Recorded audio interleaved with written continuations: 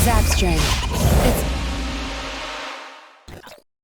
Hey, you beautiful big kids, your boy Zatch, and welcome back to some more Wuthering Waves. And today we're going to be talking about Aero, Rover, and, well, Cantarella, because they're both coming out soon, and they're both seemingly really strong.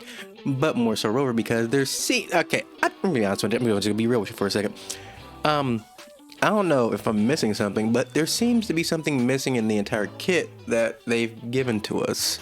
Because I've read through this several times, just to make sure I'm not, you know, blind, because I am blind. I wear glasses, you know. I am debuffed naturally, but I'm missing something here. I really am. Now, they are obviously not giving us the character's entire kit with all this information because something just ain't adding up. Because as I read through this kit over and over and over again, and maybe you have caught it when you're reading through it. Now, Rover themselves, they don't have any buffing capabilities on their own without, you know, the new set or their new weapon. You know, they get their extra team buffing from the new set and their new weapon that they're getting that's literally made for them. But my problem is, we're supposed to be like by themselves, they're just a damaging healer. But you see, the problem that I'm starting to realize is they're not telling us how we apply Aero Erosion in this entire kit. Because the only time you see it pop up is in Skyfall Severance. While in midair, press resonant skill to remove all stacks of Spectral Frazzle, Havoc Bane, Fuse and Burst, Glacial Chafe, and Electro Flare. Like, you know, all the other, you know, little negative stats effects. Then you'll apply Aero Erosion that way. My problem is, the only person who can apply this shit is one Rover themselves, with Spectral Frazzle. They're probably the best person who can apply Spectral Frazzle. And, two Phoebe. So, you know, you can go back and look at the kit too. Like, it's not in here. I looked at every segment, read through it, double read through it. I was like, they gotta be missing like how we do it. Like, it has to be a part of the ultimate skill or something, but it just doesn't say it. It says, unleash the power of the Eye of Tempest, dealing arrow damage. Not, you know, put in there, also applying arrow stacks of Aero Erosion and healing nearby resonators in the it doesn't say that. It says damage and heal. You know, it doesn't say it anywhere. Same thing with all the other parts of the kit. It just doesn't say it. Literally, again, Skyfall Severance. It just says it removes them, then applies. Even in the, it's the outro. Yes, the outro. Grant Aeolian Realm to all nearby resonators in the team for 30 seconds. Aeolian Realm's effect, upon hitting a target, increases the maximum stacks of Aero Erosion. It doesn't say it applies. Words matter to me. Okay, especially when they always giving us these long fucking explanations of kits in the actual game, which still needs to be. I think they could still cut out some words in those explanations of character kits in game, but yeah, it just doesn't say it. It just says upon hitting a target, increases the maximum stacks of Aero Erosion that the target can receive by 3 for 10 seconds. You know, so it's just increasing how many stacks they could get. It doesn't say it's applying. That's the part I just don't get, because you know, this part. It just says when they cast their skill, arrow damage is increased. That's fine. And then it also gives healing. Fine. This is their signature weapon, by the way. And then in this one, it says inflicting arrow erosion on enemies increases arrow damage for all resonators. So you have to inflict the arrow erosion. How do we inflict the arrow? I am confuzzled. I am confrazzled. Like, I just don't get it. How do we apply it? No, I'm being so serious right now. I don't get it. I don't get it. Now, you know, again, Rover's entire job is, as of right now, like by themselves without anything else, is to heal and to deal damage. It says Aero Erosion, but it's not in here. And if the only way you can apply Aero Erosion is by, you know, transferring one negative status effect to another, how the fuck is that gonna work team building wise? Because it makes you assume that they only want to be on an Aero team. It's not even like we had that many Aero characters. You know, I took a gander. This is literally 2.2 is we're finally getting a new Aero character. That's my biggest problem with Rover right now. Is one, how do we apply Seriously, how do we apply Aero Erosion in their kit by themselves without transferring one negative status effect to another? I like to ask questions, I like to be fair. And two, you know, other than Gian and girls whose name I always fuck up, where else will they really thrive? You know, that's the biggest problem with Aero Rover is we just don't got Aero characters. Now, I ask, will Zany be Aero? Like, honestly, I thought Brant would be Aero or something because we just haven't had one. Like, we haven't had no Aero characters releases, and then for them to release Aero Rover, who seemingly buffs Aero characters, is just weird. Is the age of Aero coming? You know, as of right now, it is just harder to see a place for Aero Rover other than Gion's team. Because it's like, you know, you're buffing Aero, but like, is the Aero in the room? Like where's it at? So like with the weapon, right? Like, it's fine because it buffs everybody Aero-wise just from using the skill. But with the set, it's just like, I mean, is it really even worth building this set right now when you can just run something like Moonlight instead?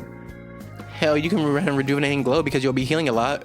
You know, those two, as of right now, serve a better purpose than... What is he? This one, Gust of Welkin. Yeah. Like, it gives you more versatility outside of the win team. Like, I just got questions. I got problems. I got questions. Now, apart from everything else about Rover, they might scale off of energy regen since that is the main stat that's up here. That's another thought that came to my mind. But also, this is a great weapon for Brent as well. You know? It'll give you good healing on Brent. You lose out on the second effect, but if you're having trouble with the, you know, energy regen with Brent, this is a great weapon for that. And it's a 5-star, so it's better than the other one. So yeah, there's that. But yeah, those are my only problems with Rover. You know, how do we actually apply Aero Erosion that's not transferring one over? And then, you know, not enough win characters to really use win set. Those are the two issues I have. But then that Rover seems really good. Like, they look badass. With how things are going with Rover, you know, how they are coming to be in like their coolness. So far we got wings and now we get an eye. I can't wait to see how Rover looks once they have every element, you know, what different parts of their body's gonna keep on changing. I think it's cool. Also, by the way, the reason why it bothers me so much is because, and I had just thought to look this up because completely forgot about it, because I can always look up the old ones. But in Phoebe's, you know, profile reveal, they say it in her kit how she applies Spectral Frazzle. That's why it bothered me so much when I kept on saying, they're not saying it, so it scares me. Something's not adding up here, because they usually say these things in the kits. It doesn't say how you apply it anywhere other than that one instance.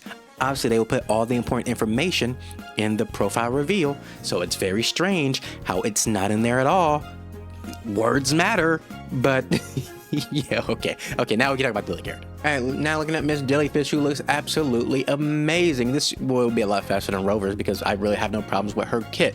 It actually seems pretty good, pretty straightforward. A little mixture between Zayji and Shorekeeper, you know, and how she appears, like Zayji kit-wise, Shorekeeper animation-wise. But yeah, no, I would say her biggest problem is the amount of text that you see when you look through her kit.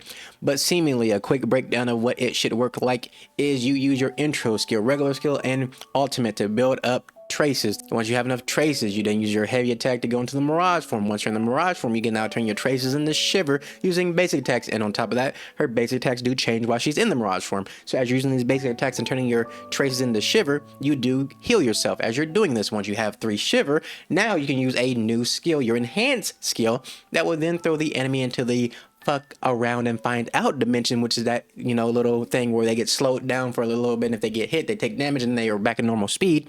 So yeah, that's everything. And then on top of that, her resonance liberation, you know, allows her to do coordinated attacks while she's not on the field, similar to Zayji. When the enemy gets hit while her ultimate is active, they will take a hit from a jellyfish that is considered basic attack damage, and then, you know, it lasts for a certain amount of time. So yeah, seemingly that's how it all works. Now, the best part about this, other than, you know, she's already healing and doing coordinated attack damage, which we can all see how that's going to help a certain somebody, you know, she also is increasing havoc damage and skill damage with her outro skill. So that's her outro skill buff, which is really good for, again, a certain somebody. And now, you know, havoc characters as well.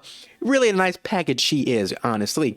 Obviously, if we go to the very bottom, you know, she has a lot of combat roast, a nice hybrid character.